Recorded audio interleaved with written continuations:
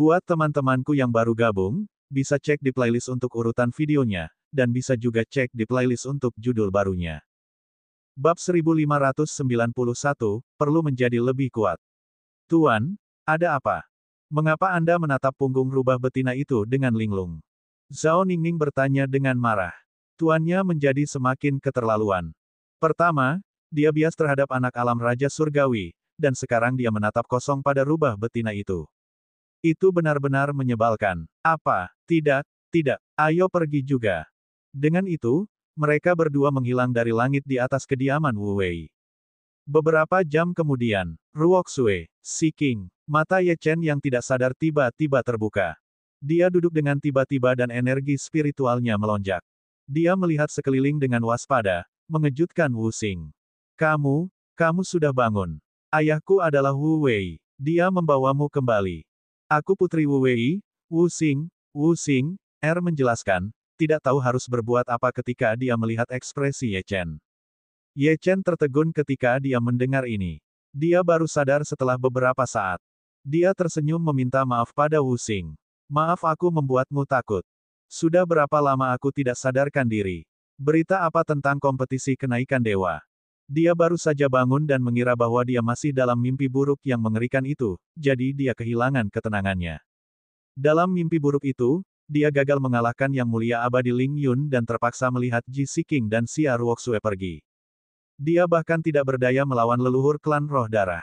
Dalam mimpi itu, tatapan kecewa dari 100 ahli yang perkasa membuatnya menyalahkan dirinya sendiri. Untungnya, itu semua hanya mimpi. Dia tidak akan pernah membiarkan ini terjadi. Kamu sudah tidak sadarkan diri selama setengah hari, tetapi jangan khawatir, turnamen kenaikan dewa akan dimulai besok pagi. Bisakah kamu berpartisipasi dalam kompetisi? Ye Chen meregangkan tubuhnya dan merasakan energi spiritual yang melonjak di tubuhnya. Anggota tubuhnya terasa nyaman. Titik akupuntur dan meridian yang telah terluka karena penarikan energi spiritualnya yang berlebihan juga telah pulih. Masih ada sensasi kesemutan. Jelas, seseorang telah merawatnya dengan teknik yang cukup hebat. Saya baik-baik saja sekarang. Terima kasih atas perhatian Anda, Nona Wu. Dia menangkupkan tinjunya sebagai ucapan terima kasih.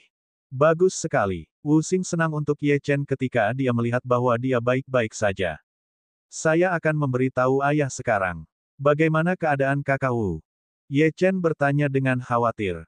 Ayah terluka dan sedang dalam pemulihan, jadi saya akan merawat Anda untuk sementara waktu. Namun, dia seharusnya baik-baik saja. Baguslah. Karena kakak Wu sedang dalam pemulihan sekarang, saya tidak akan mengganggunya untuk sementara waktu. Setelah Wu Xing pergi, Ye Chen menghela napas lega. Dia merasa sudah waktunya baginya untuk merenungkan dirinya sendiri. Kali ini, jika Wu Wei tidak membantunya tepat waktu, akhir hidupnya akan sangat menyedihkan. Bahkan jika dia selamat, dia pasti akan terluka parah. Dalam hal itu, dia tidak akan dapat berpartisipasi dalam kompetisi kenaikan abadi lagi. Mengapa ini terjadi? Dia sangat berterima kasih kepada Wu Wei, dan tidak akan pernah melupakan anugerah penyelamat hidup Wu Wei. Tetapi dia tidak menyukai perasaan ini, dia tidak suka kenyataan bahwa dia membutuhkan orang lain untuk menyelamatkan hidupnya. Dia tidak suka melibatkan orang-orang yang peduli padanya dalam urusannya. Pada akhirnya, dia masih terlalu lemah. Kekuatan makam samsara tidak bisa diandalkan selamanya. Mata Ye Chen menyipit. Dia ingin menjadi lebih kuat. Dia ingin menjadi begitu kuat sehingga tidak ada yang bisa mengancamnya. Cukup kuat untuk melindungi orang-orang yang dia sayangi dan tidak dilindungi oleh orang lain. Ye Chen segera mengedarkan teknik kultivasinya, menutup matanya, dan memfokuskan dirinya. Meskipun pertemuan ini penuh dengan bahaya, dia juga telah memperoleh banyak hal. Energi spiritual yang kuat mengalir melalui meridiannya, dan warna emas samar muncul. Itu adalah simbol energi emas. Ye Chen membuka matanya lagi. Matanya dipenuhi dengan keterkejutan. Pertama-tama, kultivasinya telah mencapai tingkat ke-9 dari alam Raja Surgawi, dan auranya telah berlipat ganda kekuatannya. Namun, ini saja. Keuntungan terbesar kali ini adalah dia telah mengolah jejak energi Gengjin ini. Selain energi emas itu sendiri, kekuatan fisiknya juga telah berlipat ganda. Terlebih lagi, tubuhnya menjadi lebih kuat dan lebih padat. Hantu binatang iblis kuno itu mampu melahap energi Gengjin untuk memperkuat dirinya sendiri.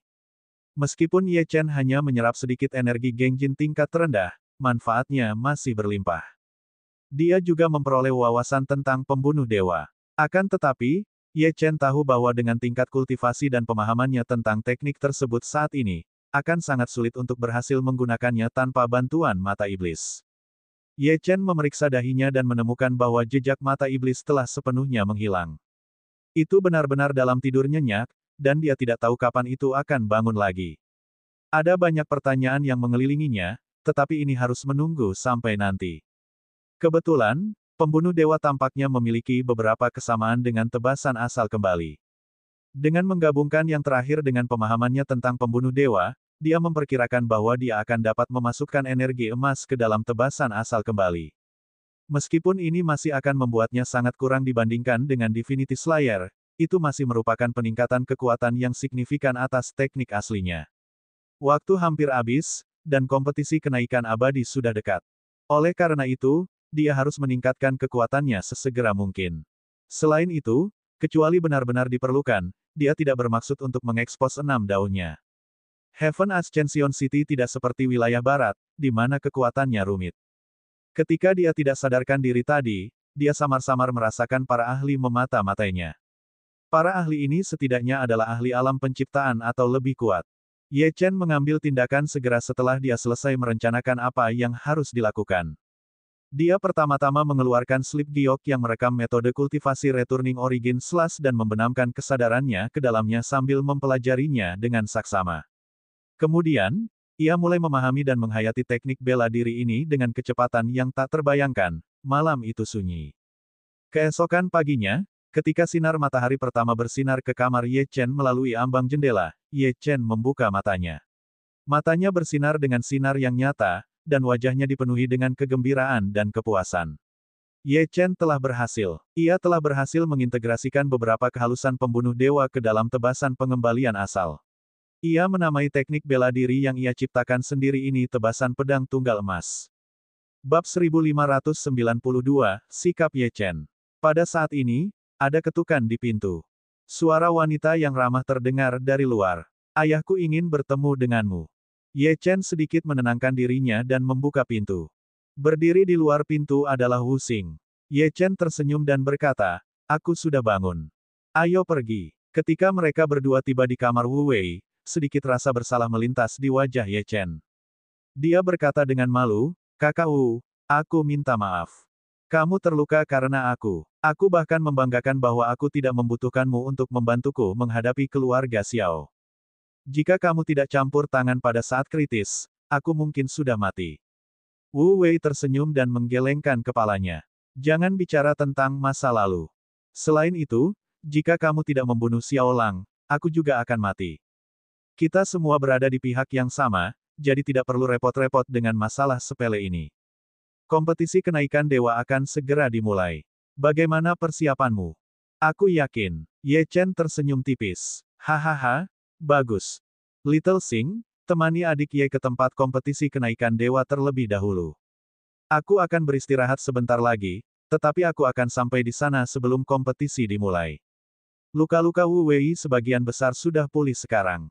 Dia hanya mengatakan ini untuk menciptakan kesempatan bagi Ye Chen dan putrinya untuk berduaan. Tentu saja, dia tidak tahu apakah Ye Chen punya teman dekat atau kekasih di benua Lingwu, tetapi ini adalah kesempatan yang baik baginya untuk mengenal Ye Chen. Yang mengejutkannya, Wu Xing benar-benar menganggukkan kepalanya sedikit dengan rona merah di wajahnya dan setuju dengan mudah. Melihat sosok kedua orang itu pergi, Wu Wei tidak bisa menahan perasaan sedikit emosional. Anak laki-laki ini tampaknya sangat populer di kalangan wanita. Wu Xing menemani Ye Chen ke tempat kompetisi kenaikan dewa. Sepanjang jalan, dia memberitahu Ye Chen tentang banyak hal tentang kompetisi tersebut. Namun, dia menyadari bahwa sikap Ye Chen tidak banyak berubah. Dia bahkan merasa seperti berada ribuan mil jauhnya darinya. Dia tidak bisa menahan rasa sedikit kecewa. Kecantikannya juga bisa menduduki peringkat teratas di kota kenaikan surga, dan dia memiliki banyak pelamar bahkan di antara para jenius yang diakui publik. Namun, pemuda alam Raja Surgawi ini tampaknya sama sekali tidak menyadari pesonanya. Apakah karena dua nama yang Ye Chen panggil tadi malam? Ruoxue, Si King, itu adalah nama-nama gadis. Namun, dia belum lama mengenal Ye Chen, jadi dia tentu saja tidak banyak bertanya. Pada saat ini, suara yang menusuk telinga terdengar di telinga mereka. Saudara Wang, wanita itu adalah Wu Xing yang saya sebutkan sebelumnya. Dia salah satu wanita tercantik di kota kita. Bagaimana? Cukup bagus, kan? Kenapa dia berjalan dengan seorang pria? Dan seorang sampah alam Raja Surgawi juga. Tatapan Ye Chen menjadi dingin saat dia melihat orang yang berbicara. Dia melihat beberapa pria muda berpakaian seperti tuan muda mengelilingi seorang pria berjubah putih yang tampak berusia 20-an. Orang yang berbicara adalah seorang pemuda pendek dan kurus yang dekat dengan pria berjubah putih. Setelah kejadian Xiao Lang, Ye Chen merasa bahwa dia tidak perlu terlalu memperhatikan ejekan yang tidak berarti ini. Bukannya dia takut. Jika dia sendirian, dia tidak perlu khawatir. Namun, dia sekarang memiliki teman sejati di kota kenaikan surga. Baik Chen Zifan maupun Wu Wei membuatnya merasa bahwa benua Lingwu tidak sedingin sebelumnya. Karena itu, dia tidak ingin tindakannya melibatkan mereka. Namun, adalah satu hal bagi orang ini untuk mengejeknya, tetapi dia benar-benar berbicara kasar kepada Wu Xing. Ye Chen tidak bisa mentolerir ini. Hei, bocah sampah, tatapan macam apa itu? Jangan bilang kau ingin melawan kami. Hahaha. Pemuda pendek dan kurus itu menatap Ye Chen dengan jijik dan mencibir. Pria berjubah putih yang dia panggil sebagai saudara Wang bahkan tidak melihat ke arah Ye Chen. Sebaliknya, dia menatap wajah cantik Wu Xing dan dadanya yang besar. Sedikit melintas di matanya. Siming, jangan bersikap jahat. Bagaimana jika Nona Wu takut? Dia tersenyum lembut pada pemuda yang pendek dan kurus itu. Ekspresi Siming berubah saat mendengar ini. Dia buru-buru meminta maaf. Saudara Wang benar. Nona Wu, saya kasar. Maafkan saya. Pemuda berjubah putih itu mengangguk dan berjalan anggun ke arah Wu Xing. Dia tersenyum dan berkata, "Halo, Nona Wu. Teman saya suka bicara kasar. Jangan pedulikan mereka. Saya Wang Yifei. Salam, Nona Wu." Wu Xing bingung. Siming ini adalah seorang playboy terkenal di kota yang selalu mendambakan kecantikannya. Namun, dia bukan seorang kultivator yang kuat, jadi dia bisa dengan mudah mengalahkannya. Namun, dia pernah mendengar tentang Wang Yifei. Orang ini adalah seorang kultivator kenaikan abadi seperti Ye Chen. Dikatakan bahwa dia sangat kuat, dan bahkan tampaknya beberapa sekte telah menghubungi Wang Yifei. Jika tidak ada yang tak terduga terjadi, Wang Yifei pasti akan menjadi pilar kekuatan di antara para jenius di benua Lingwu. Ketika dia melihat Wang Yifei datang untuk memulai percakapan, dia tidak bisa menahan diri untuk bersembunyi di belakang Ye Chen. Ketika Wang Yifei melihat ini, tatapannya ke arah Ye Chen bersinar dengan sedikit dingin. Bagaimana aku harus memanggilmu, saudaraku? Dia bertanya kepada Ye Chen sambil tersenyum. Ye Chen tidak asing dengan nama Wang Yifei karena nama ini telah muncul di peringkat kenaikan abadi. Wang Yifei adalah seorang ahli alam integrasi Dao. Tidak seorang pun tahu persis tingkat mana yang telah dia capai, tetapi dia berada di peringkat ke-10 di peringkat kenaikan abadi. Namun, ini tidak ada hubungannya dengan Ye Chen. Tatapannya tertuju pada Siming, yang berada di belakang Wang Yifei. Kelompok tuan muda di belakang Wang Yifei adalah murid dari beberapa keluarga kecil di kota kenaikan surga, dan mereka semua adalah kultivator alam kekacauan primordial. Namun, aura mereka lemah. Jelas, mereka telah memperoleh kultivasi mereka dengan bantuan kekuatan eksternal. Orang-orang ini entah bagaimana pasti sudah mengenal Wang Yifei dan mulai menjilat si jenius yang berada di peringkat 10 besar peringkat kenaikan abadi ini. Lagi pula, dengan bakat Wang Yifei, dia bisa bergabung dengan faksi besar. Masa depannya tidak terbatas. Jika mereka bisa membangun hubungan baik dengan Wang Yifei, manfaatnya sudah jelas. Wang Yifei tidak bisa lagi menahan senyum di wajahnya saat melihat Ye Chen mengabaikannya.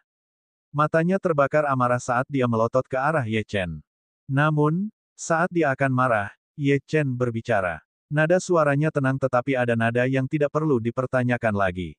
Aku tahu apa yang kalian pikirkan tentang temanku, tetapi aku menyarankan kalian untuk menahan diri.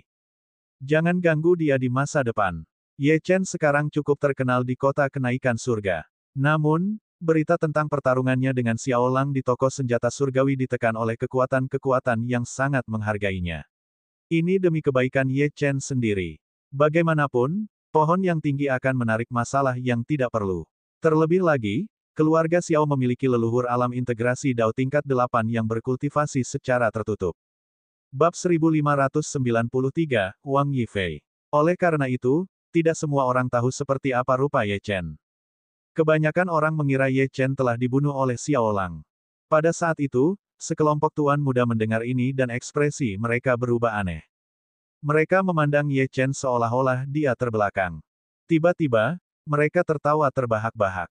Sialan, bocah alam Raja Surgawi yang sampah ini benar-benar meminta kita untuk menahan diri dan tidak mengganggu Nona Wu lagi. Kakashi, kamu diancam oleh seorang kultivator alam Raja Surgawi. Wow, kamu sangat keren dan mengesankan. Ini pertama kalinya aku melihat seorang kultivator alam Raja Surgawi yang berani berbicara kepada kita seperti itu. Hahaha, hanya ada satu orang yang ekspresinya seburuk seolah-olah dia telah memakan kotoran. Orang itu tentu saja Siming. Kata-kata Ye Chen jelas ditujukan padanya. Kamu sedang mencari kematian, nak. Dia memelototi Ye Chen dengan tatapan berbisa. Wang Yifei juga menggelengkan kepalanya dan terkekeh. Beberapa orang akan melakukan hal-hal yang tidak masuk akal untuk pamer di depan gadis-gadis. Ada harga yang harus dibayar untuk memprovokasi seorang kultivator yang jauh lebih kuat dari mereka sendiri. Nona Wu, orang seperti itu tidak layak untuk berteman denganmu. Kemudian, dia berbalik dan berjalan kembali. Siming menatap Wang Yifei dan Wang Yifei mengangguk sedikit. Seketika, wajah Siming menampakkan senyum ganas dan berjalan menuju Ye Chen selangkah demi selangkah. Dia berkata kepada Ye Chen, kau sudah mati. Semut sepertimu berani mencoba memerintahku. Bagus, sangat bagus. Aku akan mematahkan kakimu dan mencabut lidahmu. Kejam, Siming jelas tidak bercanda. Dia benar-benar ingin melakukan ini. Wu Xing cemas dan menyesal. Matanya sudah merah. Itu semua karena dia sehingga Ye Chen membuat dirinya dalam masalah seperti itu. Mengapa dia harus keluar bersama Ye Chen?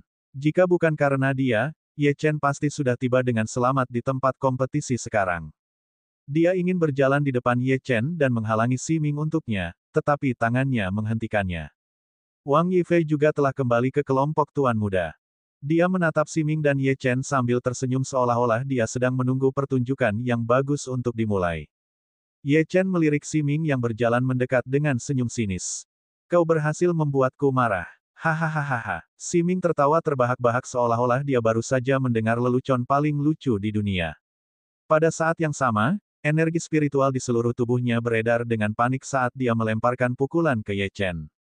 Dia menggunakan teknik pamungkas keluarga Si, tinju pemecah gunung. Dia tidak menahan apapun dan bertujuan untuk mengambil nyawa Ye Chen. Jadi bagaimana jika aku membuatmu marah? Sebelum Siming bisa menyelesaikan kalimatnya, Ye Chen melepaskan pukulannya sendiri, dan tinju bertemu tinju. Pukulan tinju Siming yang tampaknya perkasa langsung runtuh. Kemudian, lengan Siming meledak dan tubuhnya terbang mundur. Kemudian, seluruh tubuhnya benar-benar menghilang menjadi awan kabut darah saat dia terbang mundur. Melawan sampah seperti itu, Ye Chen bahkan tidak perlu menggunakan teknik bela diri apapun. Mungkin tidak mudah untuk membunuh seorang ahli alam integrasi Dao, tetapi satu gerakan sudah cukup untuk menghadapi para kultivator alam kekacauan purba, terutama yang lemah seperti para playboy ini. Keheningan yang mematikan menyelimuti sekeliling. Semuanya terjadi terlalu cepat. Banyak pejalan kaki tidak tahu apa yang telah terjadi. Mereka hanya melihat Siming dipukuli hingga menjadi kabut berdarah. Beberapa tuan muda yang sebelumnya mengejek Ye Chen sekarang menatap Ye Chen dengan mulut menganga seolah-olah mereka telah melihat hantu. Mereka tidak bereaksi sama sekali dan tidak dapat mempercayai apa yang telah mereka saksikan. Seorang kultivator alam kekacauan purba dibunuh oleh seorang kultivator alam Raja Surgawi dengan satu pukulan. Apakah mereka bermimpi? Setelah waktu yang lama, salah satu dari mereka tergagap. Kamu, apakah kamu tahu siapa dia? Keluarga Si tidak akan membiarkanmu pergi. Tatapan dingin Ye Chen menyapu orang yang berbicara. Wajah tuan muda itu langsung memucat dan dia menundukkan kepalanya, tidak berani menatap mata Ye Chen. Pada saat ini, Wu Xing menutup mulutnya karena kegembiraan. Matanya dipenuhi dengan ketidakpercayaan. Ye Chen sangat kuat. Itu di luar dugaannya. Namun, meskipun dia membenci Siming, dia tetap tidak tega melihat seseorang mati secara tragis di depannya. Namun, dia merasakan lebih banyak kehangatan di hatinya. Ye Chen telah menyerang untuk melindunginya. Ye Chen mengalihkan pandangannya ke Wang Yifei. Keduanya saling memandang. Ekspresi Wang Yifei berubah serius. Jelas, dia telah meremehkan Ye Chen. Tidak seorang pun yang hadir lebih tahu daripada dia betapa mengerikannya pukulan Ye Chen. Selain itu, ini hanya serangan biasa dari Ye Chen. Namun, dia juga memiliki harga dirinya sendiri. Pada saat ini, dia tidak mundur ketika dia bertemu dengan tatapan Ye Chen. Aku akan memberimu sedikit nasihat. Jangan membuat ide-ide lucu tentang Wu Xing di masa depan, kata Ye Chen dengan tenang. Kali ini, tidak ada yang berani menertawakannya. Wang Yifei terdiam. Setelah beberapa saat, dia tersenyum lembut dan berkata, "Oh, bagaimana jika aku tidak peduli?" Senyum di wajahnya hangat, tetapi matanya dingin. "Kalau begitu, kamu akan mati." Suasana menjadi begitu sunyi hingga bahkan suara napas pun dapat terdengar. Dia adalah Wang Yifei, seorang jenius yang berada di peringkat 10 besar peringkat kenaikan abadi. Di usianya yang ke-22, dia telah mencapai alam integrasi Dao tanpa bantuan dari luar. Lebih jauh lagi, kekuatan sejatinya jauh lebih kuat daripada para kultivator dan dia bahkan dapat mengalahkan para ahli alam integrasi Dao tingkat menengah biasa. Orang seperti itu akan dianggap sebagai seorang jenius sejati bahkan di benua Lingwu, namun Ye Chen benar-benar mengancamnya dengan kata, kematian. Seolah-olah dia benar-benar dapat menghancurkan Wang Yifei seperti seekor semut. Wang Yifei berhenti tertawa. Dia menatap Ye Chen seolah-olah dia ingin mencabik-cabik Ye Chen dengan matanya. Matanya menyala dengan semangat juang. Namun, akal sehat mengatakan kepadanya untuk tidak menyerang. Kompetisi kenaikan abadi akan segera dimulai. Meskipun dia yakin bahwa dia dapat mengalahkan Ye Chen, dia tidak dapat menjamin bahwa dia tidak akan terluka. Dia tidak boleh cedera sebelum turnamen, karena ini menyangkut masa depannya. Namun, bagaimana dia bisa mentolerir penghinaan seperti itu? Dia adalah jenius paling luar biasa dari bidang bela dirinya, dan dia memiliki martabat dan harga dirinya sendiri. Apakah kamu berani bertaruh denganku? Wang Yifei tiba-tiba tertawa dan bertanya. Mata Ye Chen berkilat kaget saat mendengar ini. Ini adalah metode yang sama yang dia gunakan untuk memprovokasi Huang Ken. Namun, dia tetap bermain bersama. Apa taruhannya? Aku ingat kamu, kata Wang Yifei. Kamu adalah penggarap kenaikan abadi yang membunuh Huang Yuan, Ye Chen. Ye Chen tidak menyangkalnya. Karena kita semua adalah penggarap kenaikan abadi, bagaimana kalau kita bertaruh pada peringkat kompetisi tahun ini? Tentu, Ye Chen tersenyum. Bagaimanapun, dia awalnya datang ke sini untuk memenangkan kompetisi, serta mendapatkan keberadaan tablet reinkarnasi. Tanda seru. Bab 1594, Jalang. Jika peringkatmu lebih tinggi dariku, aku tidak akan pernah mendekati Nona Wu lagi. Aku bahkan tidak akan melihat Nona Wu lagi. Sebaliknya, kau harus melakukan hal yang sama jika peringkatmu lebih rendah dariku. Apakah kita punya kesepakatan? Ye Chen menggelengkan kepalanya. Semua orang tercengang sekali lagi. Ye Chen begitu mendominasi sebelumnya. Mungkinkah dia seorang idiot yang menjadi takut sekarang? Beberapa orang memandang Ye Chen dengan jijik, tetapi Ye Chen tidak peduli dengan apa yang dipikirkan orang-orang ini. Dia berkata, aku tidak akan bertaruh pada apapun yang berhubungan dengan Nona Wu. Nona Wu bukan milikku. Aku akan mempertaruhkan nyawaku, dan kau juga harus melakukannya. Ketika semua orang mendengar ini, mereka terkejut sekali lagi. Betapa mendominasi. Ketika dia mendengar ini, Wu Xing berteriak dengan cemas, tidak. Kau tidak bisa mempertaruhkan nyawamu. Wang Yifei juga menatap Ye Chen dengan kaget. Pada saat yang sama, sedikit rasa hormat muncul di hatinya. Awalnya, ia memang tidak seyakin dan seberani Ye Chen untuk mempertaruhkan nyawanya. Namun, karena Ye Chen sudah berkata demikian, ia tidak akan mundur. Bagus sekali. Kami akan mempertaruhkan nyawa kami. Aku telah meremehkanmu. Kau benar-benar hebat. Setelah Wang Yifei selesai berbicara, ia berbalik dan pergi. Mereka tidak memiliki kontrak roh, tetapi betapapun berbedanya kepribadian mereka, Wang Yifei dan Ye Chen adalah orang-orang yang sama-sama sombong dan tidak akan meninggalkan taruhan, bahkan jika taruhannya adalah nyawa mereka sendiri. Beberapa tuan muda ingin mengikutinya, tetapi Wang Yifei berteriak, enyahlah. Ia tahu bahwa ia telah berpikir terlalu sederhana tentang kompetisi kenaikan abadi. Ada banyak jenius yang berpartisipasi dalam kompetisi ini yang melampaui imajinasinya. Ia tidak lagi berencana untuk membuang-buang waktu dengan sampah-sampah ini. Setelah Wang Yifei pergi, Ye Chen tersenyum pada Wu Xing. Tidak apa-apa sekarang. Ayo pergi. Namun, Wu Xing tidak bergerak. Ia menatap Ye Chen dengan getir dan berkata, mengapa kau begitu bodoh? Ye Chen sedikit terkejut. Dia merasa bahwa Wu Xing telah salah paham. Dia tidak punya niat lain terhadap Wu Xing. Dia hanya membalas kebaikan Wu Wei. Bagaimanapun, Bos Wu telah menyelamatkannya. Selain itu, karena dia tidak akan tinggal lama di kota kenaikan surga, yang terbaik adalah menyingkirkan sumber bahaya sepenuhnya. Ayo cepat pergi. Kalau tidak, kamu tidak akan bisa berpartisipasi dalam kompetisi kenaikan abadi tepat waktu. Wu Xing menghela nafas dan berkata, baiklah, Huang Ken telah tiba di tempat kompetisi kenaikan abadi.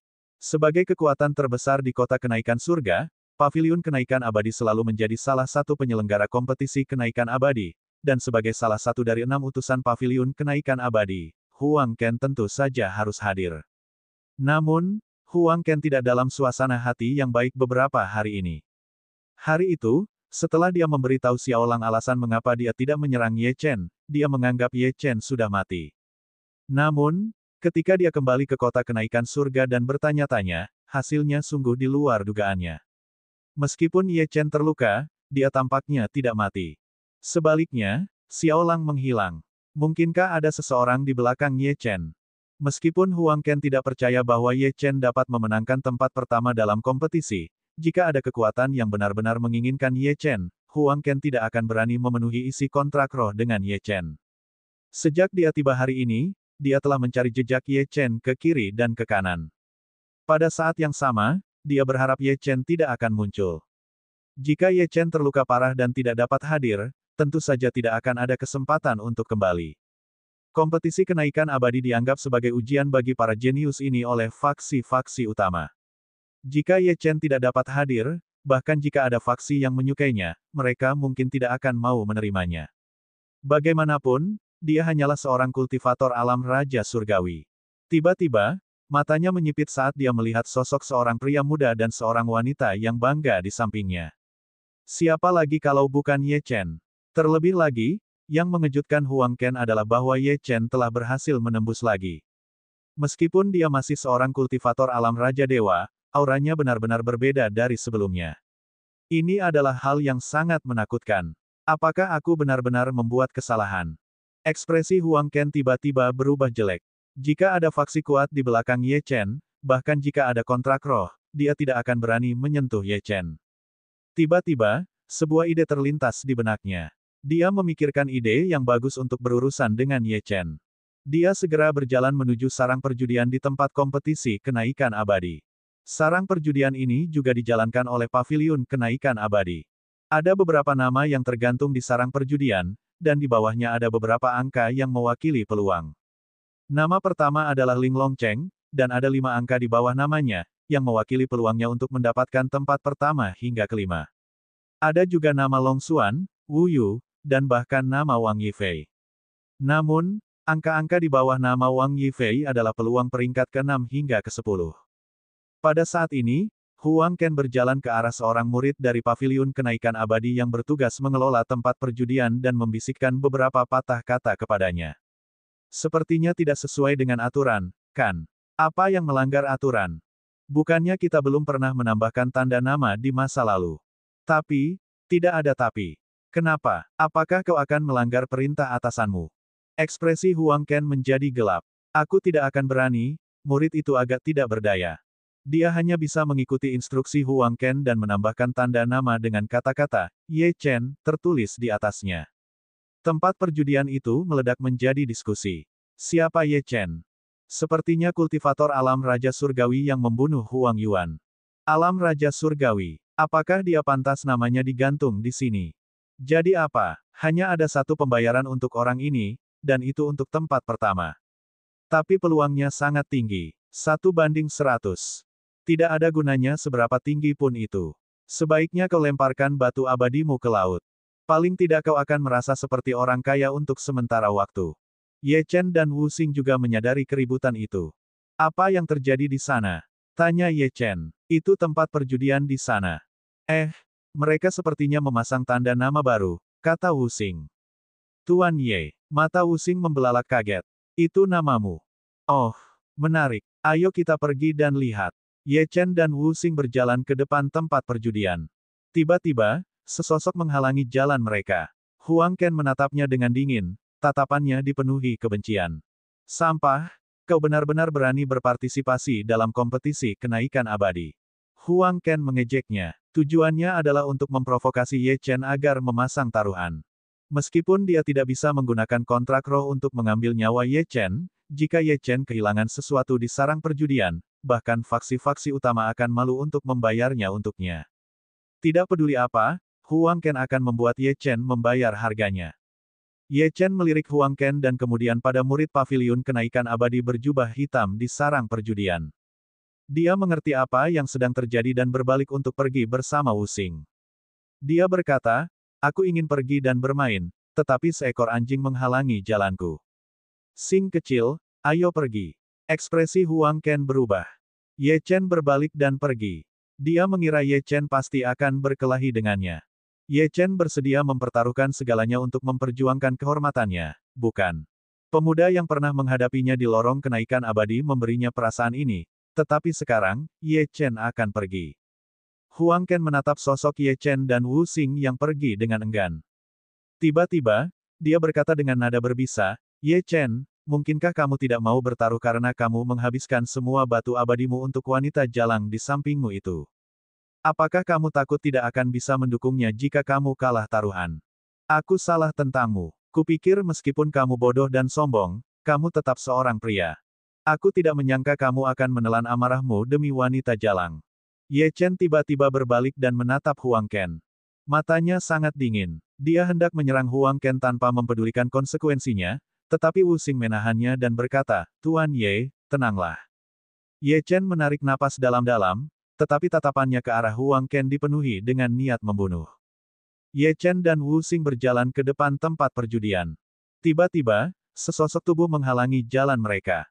Huang Ken menatapnya dengan dingin, tatapannya dipenuhi dengan kebencian. Sampah, kau benar-benar berani berpartisipasi dalam kompetisi kenaikan abadi. Huang Ken mengejeknya. Tujuannya adalah untuk memprovokasi Ye Chen agar memasang taruhan. Meskipun dia tidak dapat menggunakan kontrak roh untuk mengambil nyawa Ye Chen, jika Ye Chen kehilangan sesuatu di tempat perjudian, bahkan faksi-faksi utama akan malu untuk membayarnya untuknya. Tidak peduli apapun, Huang Ken akan membuat Ye Chen membayar harganya. Ye Chen melirik Huang Ken dan kemudian pada murid paviliun kenaikan abadi berjubah hitam di tempat perjudian. Dia mengerti apa yang sedang terjadi dan berbalik untuk pergi bersama Wu Xing. Dia berkata, aku ingin pergi dan bermain, tetapi seekor anjing menghalangi jalanku. Xing kecil, ayo pergi. Ekspresi Huang Ken berubah. Ye Chen berbalik dan pergi. Dia mengira Ye Chen pasti akan berkelahi dengannya. Ye Chen bersedia mempertaruhkan segalanya untuk memperjuangkan kehormatannya, bukan? Pemuda yang pernah menghadapinya di lorong kenaikan abadi memberinya perasaan ini, tetapi sekarang, Ye Chen pergi. Huang Ken menatap sosok Ye Chen dan Wu Xing yang pergi dengan enggan. Tiba-tiba, dia berkata dengan penuh kebencian, Ye Chen, mungkinkah kamu tidak mau bertaruh karena kamu menghabiskan semua batu abadimu untuk wanita jalang di sampingmu itu? Apakah kamu takut tidak akan bisa mendukungnya jika kamu kalah taruhan? Aku salah tentangmu. Kupikir meskipun kamu bodoh dan sombong, kamu tetaplah seorang pria. Aku tidak menyangka kamu akan menelan amarahmu demi wanita jalang. Ye Chen tiba-tiba berbalik dan menatap Huang Ken. Matanya sangat dingin. Dia hendak menyerang Huang Ken tanpa mempedulikan konsekuensinya, tetapi Wu Xing menahannya dan berkata, Tuan Ye, tenanglah. Ye Chen menarik napas dalam-dalam, tetapi tatapannya ke arah Huang Ken dipenuhi dengan niat membunuh. Ye Chen dan Wu Xing berjalan ke depan tempat perjudian. Tiba-tiba, sesosok tubuh menghalangi jalan mereka. Huang Ken menatapnya dengan dingin, tatapannya dipenuhi dengan kebencian.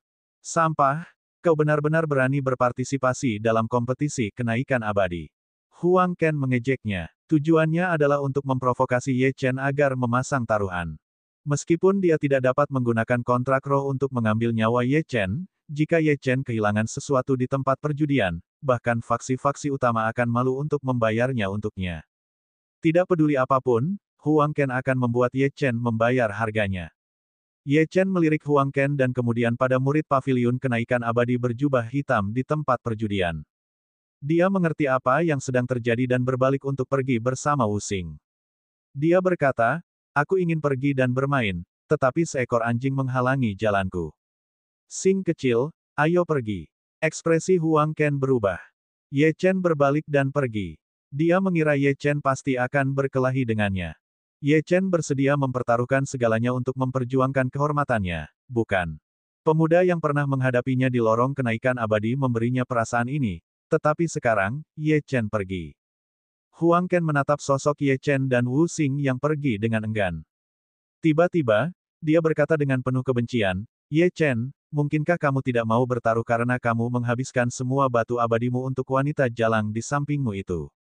Apakah kamu takut tidak akan bisa mendukungnya jika kamu kalah taruhan? Aku salah tentangmu. Kupikir meskipun kamu bodoh dan sombong, kamu tetaplah seorang pria. Aku tidak menyangka kamu akan menelan amarahmu demi wanita jalang. Ye Chen tiba-tiba berbalik dan menatap Huang Ken.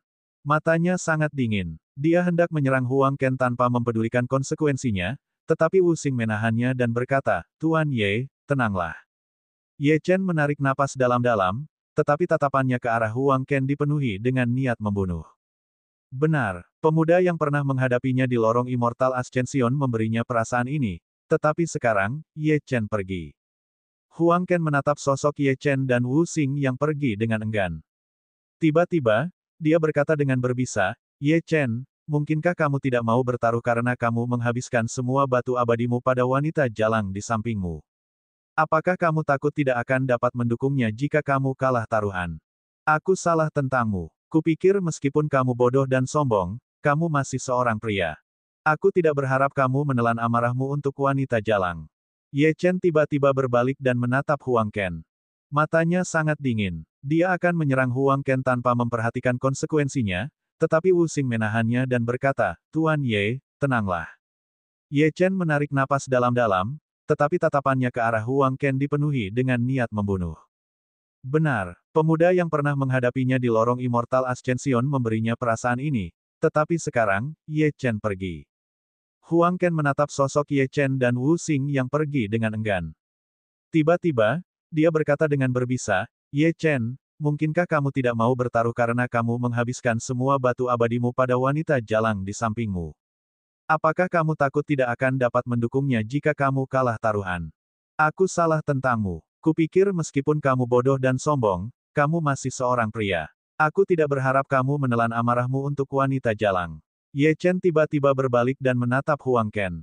Matanya sangat dingin. Dia akan menyerang Huang Ken tanpa memperhatikan konsekuensinya, tetapi Wu Xing menahannya dan berkata, Tuan Ye, tenanglah.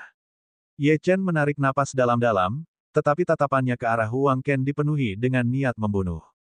Bab 1595, Peluang yang luar biasa. Ye Chen tidak akan marah jika dia menjadi sasaran penghinaan, tetapi Huang Ken telah menghina Wu Xing.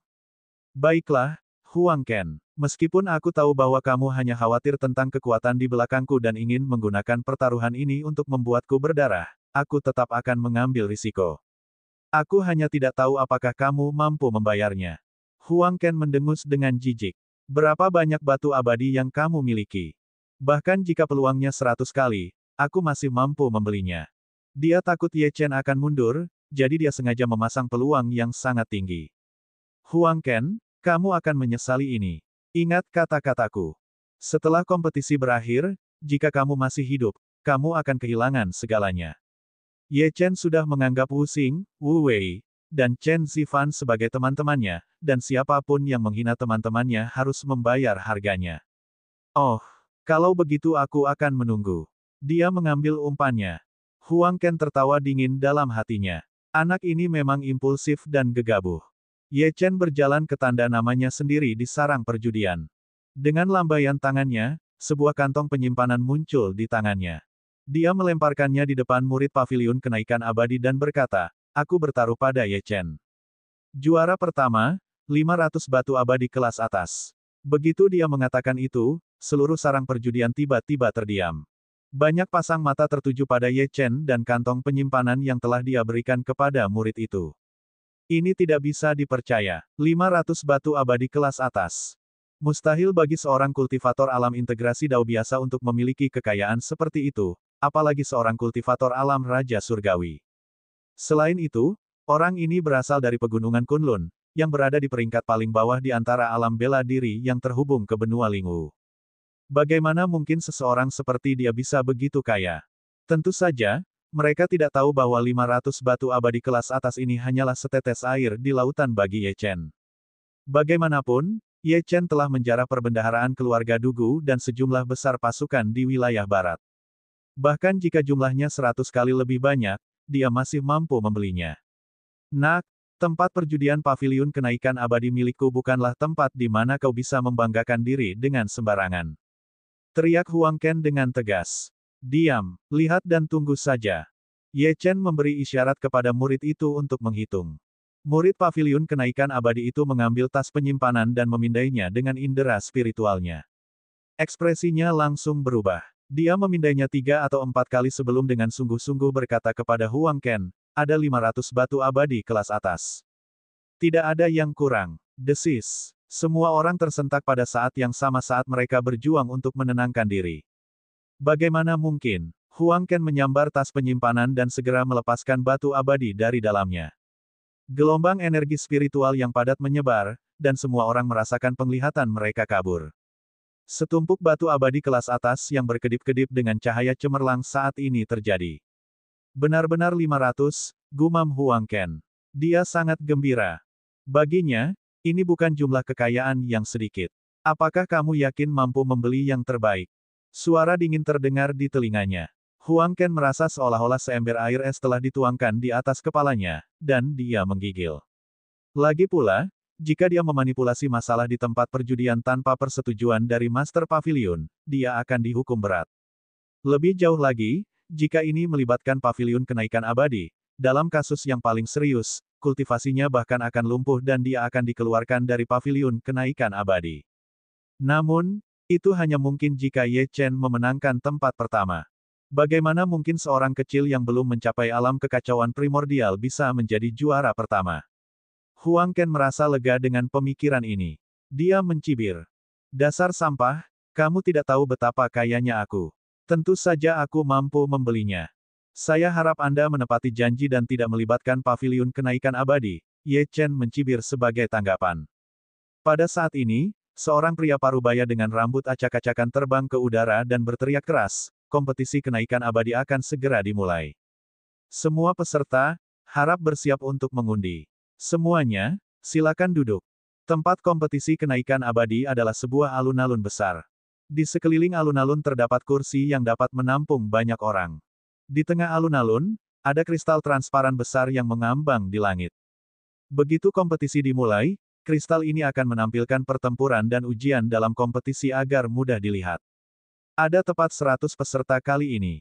Setiap kelompok yang terdiri dari 10 orang dibagi menjadi 10 kelompok. Ye Chen telah mengundi dan berakhir di kelompok ke-10.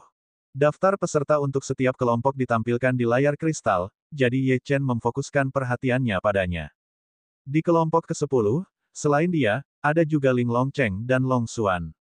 Wanita bernama Wu Yu berada di kelompok 7, Zhao Lingqiao berada di kelompok 9, dan Wang Yifei, yang baru-baru ini berkonflik dengannya, berada di kelompok 8.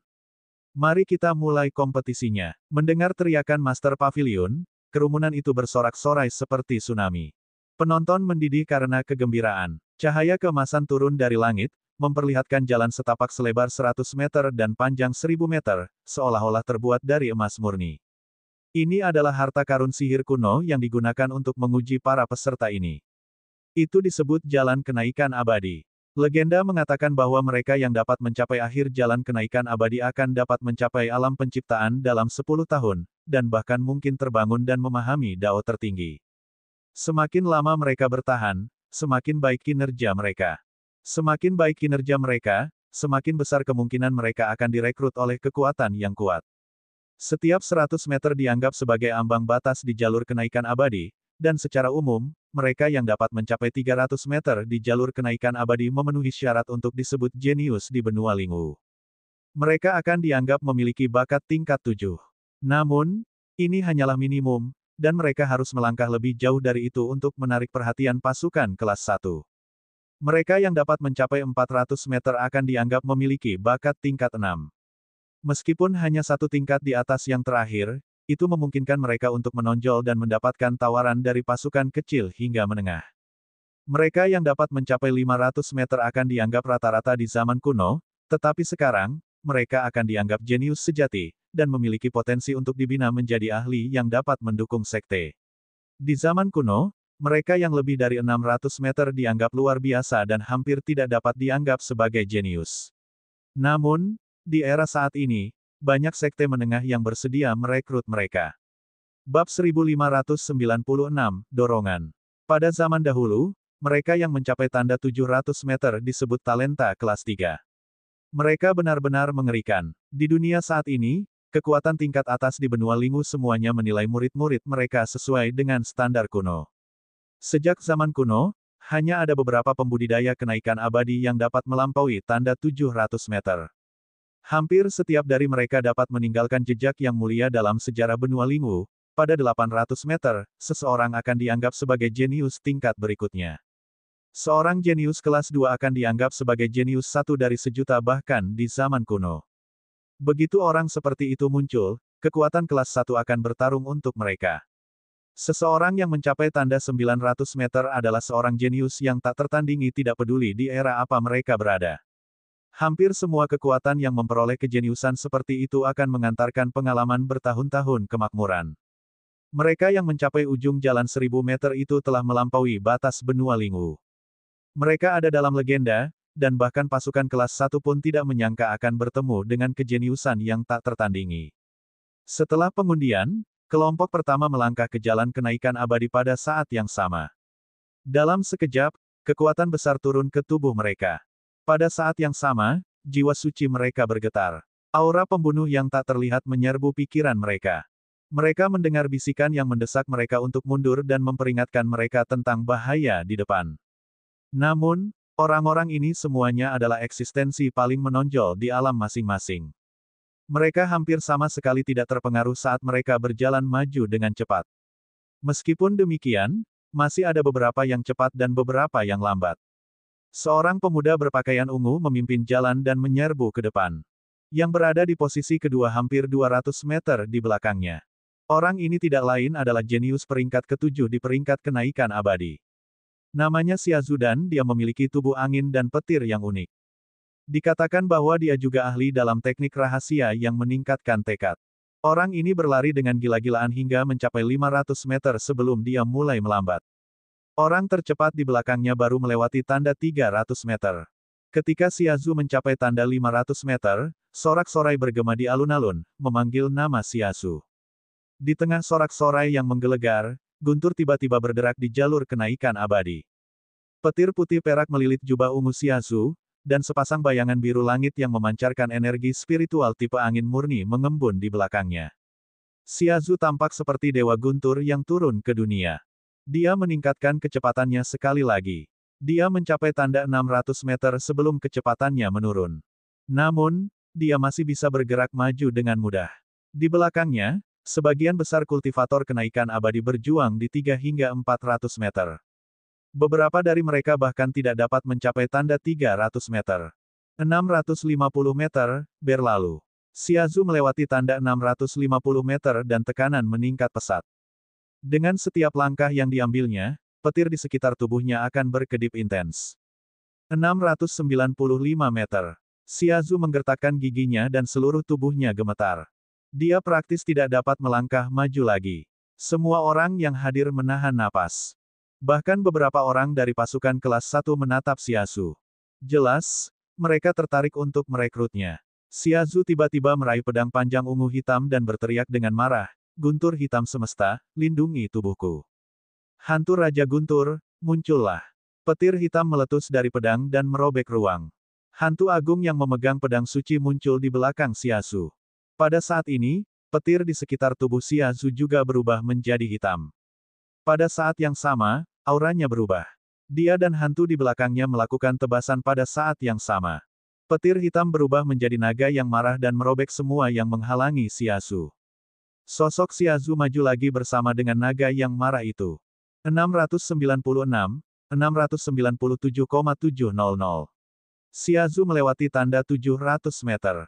Alun-alun masih sunyi karena Xiaozu masih terus maju. 701, 702,709. Naga marah yang terbentuk oleh petir hitam akhirnya kehabisan tenaga dan menghilang di udara. Xiaozu juga akhirnya berhenti. Ada sorak-sorai keras di arena. Seorang jenius tak tertandingi dengan bakat tingkat 3 atas telah lahir. Adapun Xiaozu, saat dia menyerah untuk maju, dia diteleportasi keluar dari jalur kenaikan abadi. Wajahnya dipenuhi dengan kebanggaan. Pada saat yang sama, nama Xiaozu muncul di sebuah prasasti batu besar di alun-alun. Ada juga angka 709, yang melambangkan jarak yang dia tempuh di jalur kenaikan abadi. Siapapun yang melewati 700 meter akan muncul namanya di prasasti kenaikan surga ini. Orang-orang ini akan segera menjadi terkenal, dan akan segera bergabung dengan pasukan utama di benua Lingwu dan menerima perawatan yang tidak dapat dibayangkan oleh orang biasa. Dengan sangat cepat, mereka tiba di kelompok kedua. Itu adalah kelompok biasa. Para jenius yang berada di peringkat ke-6 dan ke-8 semuanya berada di kelompok ini, tetapi mereka hanya berhasil melewati tanda 600 meter. Meskipun mereka tidak buruk, mereka masih kalah dengan keajaiban yang diciptakan oleh Xiaozu. Kelompok ketiga sama-sama membosankan. Di kelompok keempat, ada satu orang yang menarik perhatian semua orang. Namun, alih-alih bersorak, mereka malah mencemooh. Namanya adalah Lu Xuan, dan dia berasal dari bidang bela diri tingkat rendah. Dunia itu berada di peringkat ketiga dari bawah, yang tidak jauh lebih tinggi dari pegunungan Kunlun. Dia hanya seorang kultivator alam Raja Surgawi, dan levelnya bahkan lebih rendah dari Ye Chen. Pada saat ini, dia berjuang untuk mencapai tanda 200 meter. Namun, ini bukan sepenuhnya karena kultivasinya.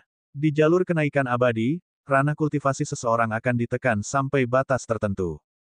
Namun, bakat seseorang akan membuat perbedaan dalam kinerja seseorang. Mungkin alasan di balik kultivasinya yang lambat tidak sepenuhnya karena lingkungan. Hahaha, sampah ini. Dia baru mencapai tanda 200 meter dan dia sudah terjebak. Kurasa anjingku bisa melangkah lebih jauh darinya. Hahaha, bocah sampah, cepatlah menyerah. Jangan mempermalukan dirimu sendiri. Huang Ken menatap Lu Xuan seolah-olah dia sedang melihat masa depan Ye Chen. Dia merasakan gelombang kegembiraan di hatinya. Jika dia bahkan tidak melewati tanda 300 meter, akan sulit untuk mengatakan apakah dia bahkan memenuhi syarat untuk menjadi pelayan di paviliun kenaikan abadi. Mata Lu Xuan merah padam, dan dia hampir menangis di bawah rentetan hinaan yang tak terhitung jumlahnya. Sebagian besar alasan mengapa dia bisa menjadi penggarap kenaikan abadi untuk bidangnya memang karena keluarganya. Keluarga Lu adalah eksistensi paling kuat di bidang itu. Namun, dia sendiri memang seorang jenius. Kampung halamannya mirip dengan pegunungan Kunlun, dan hanya sedikit orang yang bisa berkultivasi ke alam Raja Dewa, bahkan di keluarga Lu. Namun, Lu Xuan telah melakukannya. Dia selalu sombong dan tidak pernah mengalami penghinaan seperti itu. Pada saat ini, dia bahkan berpikir untuk mati. Dengan kondisi pikirannya yang terguncang, semakin sulit baginya untuk melangkah maju. Ayo, kamu bisa melakukannya. Sebuah suara samar terdengar, tetapi tenggelam di tengah kutukan orang banyak. Lu Xuan menatap orang itu dan melihat bahwa itu adalah seorang pemuda berusia 20-an. Mata pemuda itu tegas dan pupilnya dalam dan misterius. Dia meletakkan tangannya di belakang punggungnya seolah-olah dia adalah putra surga yang sombong. Yang lebih penting, pemuda ini juga seorang kultivator alam Raja Dewa, sama seperti dia. Pemuda ini adalah Ye Chen. Meskipun Ye Chen tidak mengenal Lu Xuan, dia tahu bagaimana rasanya diganggu. Dia tahu bagaimana rasanya dikucilkan oleh sekelompok besar orang. Dia tahu betapa sakitnya harga diri seseorang diinjak-injak oleh orang lain. Namun, Lu Xuan masih belum menyerah. Apakah ini tidak sepadan dengan dorongannya? Bahkan di keluarga Lu. Namun, Lu Xuan telah melakukannya. Dia selalu bangga dan tidak pernah mengalami penghinaan seperti itu. Pada saat ini, dia bahkan berpikir untuk mati. Dengan kondisi pikirannya yang terguncang, bahkan lebih sulit baginya untuk melangkah maju. Ayo, kamu bisa melakukannya. Sebuah suara samar terdengar, tetapi tenggelam di tengah kutukan orang banyak. Lu Xuan menatap orang itu dan melihat bahwa itu adalah seorang pemuda berusia 20-an. Mata pemuda itu tegas dan pupilnya dalam dan misterius. Dia meletakkan tangannya di belakang punggungnya seolah-olah dia adalah putra surga yang sombong. Yang lebih penting, pemuda ini juga seorang kultivator alam Raja Surgawi, sama seperti dia. Pemuda ini adalah Ye Chen. Meskipun Ye Chen tidak mengenal Lu Xuan, dia tahu bagaimana rasanya diganggu. Dia tahu bagaimana rasanya dikucilkan oleh sekelompok besar orang. Dia tahu sakitnya harga diri seseorang yang diinjak-injak di bawah kaki orang lain. Namun, Lu Xuan masih belum menyerah. Bukankah ini sepadan dengan dorongannya? Bahkan di keluarga Lu. Namun, Lu Xuan telah melakukannya. Dia selalu bangga dan tidak pernah mengalami penghinaan seperti itu. Pada saat ini, dia bahkan berpikir untuk mati. Dengan kondisi pikirannya yang terguncang, bahkan lebih sulit baginya untuk melangkah maju. Ayo, kamu bisa melakukannya. Sebuah suara samar terdengar, tetapi tenggelam di tengah kutukan orang banyak. Lu Xuan menatap orang itu dan melihat bahwa itu adalah seorang pemuda berusia 20-an. Mata pemuda itu tegas dan pupilnya dalam dan misterius. Dia meletakkan tangannya di belakang punggungnya seolah-olah dia adalah putra surga yang sombong. Yang lebih penting, pemuda ini juga seorang kultivator alam Raja Surgawi, sama seperti dia. Pemuda ini adalah Ye Chen. Meskipun Ye Chen tidak mengenal Lu Xuan, dia tahu bagaimana rasanya diganggu. Dia tahu bagaimana rasanya dikucilkan oleh sekelompok besar orang. Dia tahu sakitnya harga diri seseorang yang diinjak-injak di bawah kaki orang lain. Namun, Lu Xuan masih belum menyerah. Bukankah ini sepadan dengan dorongannya? Bab 1597, Wu Yu. Ketika banyak orang menertawakannya, bukankah seharusnya dia memberikan kata-kata penyemangat kepada pihak lain? Tak seorang pun yang hadir menyemangati Lu Xuan, oleh karena itu dia berbicara. Ini bukanlah hal yang sulit, tetapi tidak seorang pun bersedia melakukannya. Ada keheningan di arena. Penonton menatap Ye Chen dengan tak percaya. Apakah ada yang salah dengan otak anak ini? Sampah itu bahkan tidak bisa mencapai tanda 200 meter, jadi apa gunanya menyemangatinya? Demi sampah ini, anak ini benar-benar melawan jutaan orang. Sepertinya mereka juga orang asing. Huang Ken tiba-tiba berteriak, anak ini juga dari alam bela diri tingkat rendah. Lagi pula, dia dari pegunungan Kunlun, yang bahkan lebih lemah dari alam bela diri Lu Xuan. Sampah dari pegunungan Kunlun ini sama tidak bergunanya dengan Lu Xuan. Apakah mereka mencoba menunjukkan solidaritas di antara orang-orang lemah? Ketika penonton mendengar ini, mereka tertawa terbahak-bahak. Hahaha, seperti yang kuduga. Aku ingin tahu lelucon macam apa yang akan dibuat oleh sampah ini nanti. Aku ingin tahu apakah Lu Xuan akan menyemangatinya juga nanti. Aku akan tertawa terbahak-bahak. Hahaha, aku tidak menyangka akan melihat aksi komedi hari ini. Apakah ini cara mereka untuk memeriahkan kompetisi kenaikan abadi? Pada saat itu, mata Lu Xuan kembali jernih, dan dia melangkah maju. Meskipun lambat, namun sangat mantap. Peserta lain dalam kelompok itu sudah selesai, dan hanya Lu Xuan yang masih berjuang untuk maju. Awalnya, semua orang masih mengejeknya, tetapi lambat laun, jumlah orang yang mengejeknya berkurang. Itu karena Lu Xuan akan menembus batasnya setiap kali dia tidak dapat bertahan lebih lama lagi dan terus maju. Dia telah melewati tanda 300 meter, dan seluruh tubuhnya berlumuran darah karena dia tidak dapat menahan beban. Namun, dia tidak berhenti. Pandangannya terkunci pada tanda 400 meter. Dia terengah-engah dan maju ke depan. Dia sudah mencapai batasnya, tetapi dia tidak mau berhenti. Dia ingin menunjukkan kepada mereka yang menghinanya siapa dia sebenarnya, bahkan jika dia harus mempertaruhkan nyawanya. Dengan setiap langkah yang diambil Lu Xuan, dia meninggalkan jejak kaki berdarah di jalan setapak. Penonton tidak lagi mengutuknya, karena Lu Xuan telah mencapai 399 meter, langkah terakhir. Ketika Lu Xuan melewati tanda 400 meter, tempat itu sunyi. Lu Xuan juga kehilangan kesadaran ketika dia melewati tanda itu dan diteleportasi keluar dari jalur kenaikan abadi. Seorang lelaki tua berjanggut putih dari sekte tingkat menengah di benua Lingwu mencubit janggutnya dan menatap Lu Xuan sambil tersenyum. Dia memuji, anak ini tidak buruk. Sekte 100 sejati menginginkannya. Pada saat yang sama, Ye Chen juga berjalan ke sisi Lu Xuan dan menepuk punggungnya dan memberinya pil. Lu Xuan berhasil sedikit bangun. Dia mengambil pil itu dan memasukkannya ke dalam mulutnya. Efek obat kuat dari pil itu mengalir melalui tubuhnya dan kulitnya akhirnya sedikit pulih. Terima kasih, katanya sambil menatap mata Ye Chen dalam-dalam. Ye Chen melambaikan tangannya, membantu Lu Xuan berdiri, lalu berdiri di samping. Kelompok kelima, kelompok keenam, segera, giliran kelompok ketujuh, kelompok Wu Yu. Baik itu penonton biasa, penggarap kenaikan abadi, atau utusan pasukan kelas 1, semuanya langsung memfokuskan pandangan mereka pada seorang gadis muda yang mengenakan gaun hitam. Gadis itu memiliki rambut hitam sepinggang, dan wajahnya sangat pucat, seolah-olah tidak ada jejak darah di tubuhnya. Fitur wajahnya begitu indah sehingga tidak tampak seperti manusia, seolah-olah dia adalah keajaiban yang diciptakan oleh para dewa. Sepasang matanya yang indah seperti bintang, tetapi pupilnya berwarna merah tua. Kerumunan itu terkesiap. Dia terlalu cantik. Mereka yang memiliki tingkat kultivasi yang sedikit lebih rendah semuanya memiliki keinginan untuk mengorbankan segalanya untuknya. Sue Huang dari Sekte Dewa Darah tersenyum sedikit. Dia cukup puas dengan keterkejutan yang ditimbulkan Wu Yu. Dia melirik Ouyang Jue, yang tidak jauh darinya, dengan puas. Ouyang Jue juga sedikit mengernyit. Dia telah meremehkan gadis klan darah ini. Tatapan Ye Chen juga serius. Dia telah memurnikan esensi darah dari binatang iblis kuno dan memiliki garis darah reinkarnasi, namun dia merasakan sedikit bahaya darinya. Ketika kompetisi dimulai, Wu Yu berjalan maju dengan santai. Untuk sesaat, dia tertinggal oleh para abadi lainnya. Namun, ekspresinya acuh tak acuh, seolah-olah dia sama sekali tidak menganggap serius kompetisi itu. Saat dia melangkah maju, dia melihat harta karun kuno di bawah kakinya. Dari waktu ke waktu, dia akan berhenti dan menutup matanya, seolah-olah dia sedang memeriksa jejak aura kuno yang dipancarkan oleh jalur kenaikan abadi. Gerakannya menunjukkan keanggunan dan kemuliaan. Kultivator kenaikan abadi yang berlari di depan telah mencapai tanda 500 meter. Namun, perhatian penonton telah beralih dari kompetisi ke Wu Yu. Setiap gerakannya tampaknya menarik pujian dari penonton.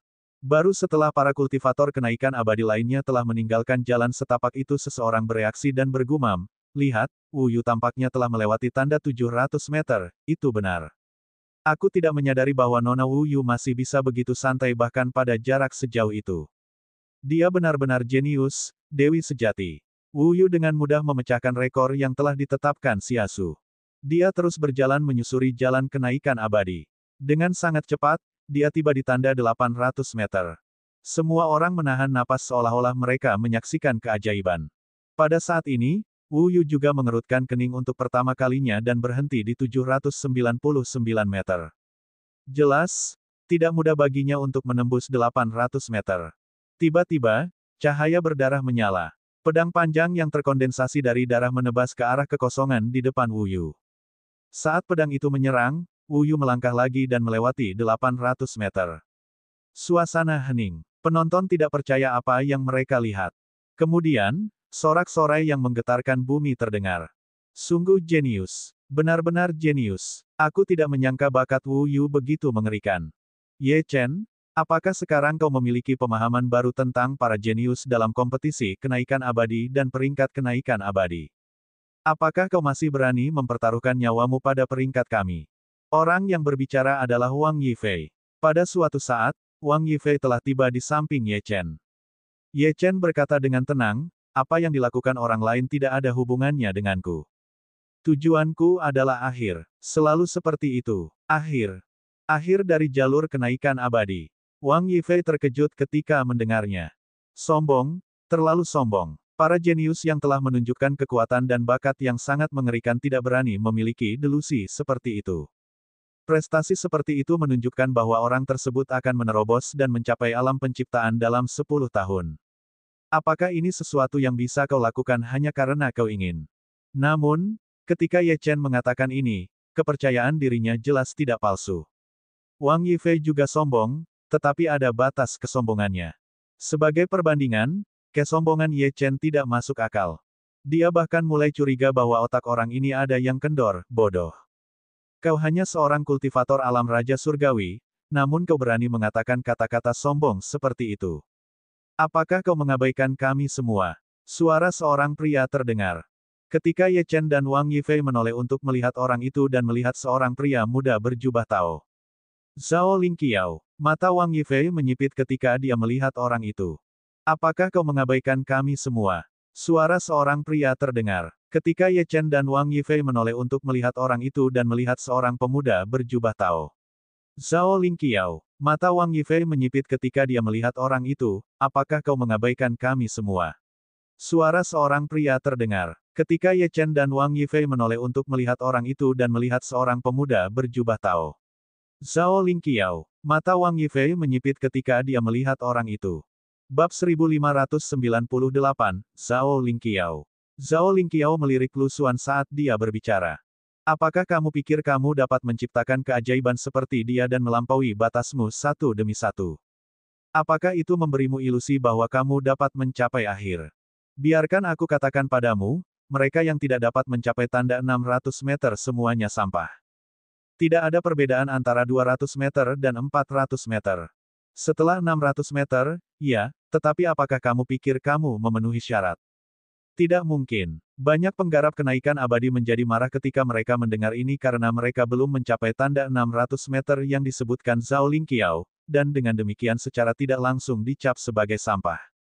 Namun, mereka tidak berani mengatakan apapun karena pihak lain adalah Zhao Lingqiao.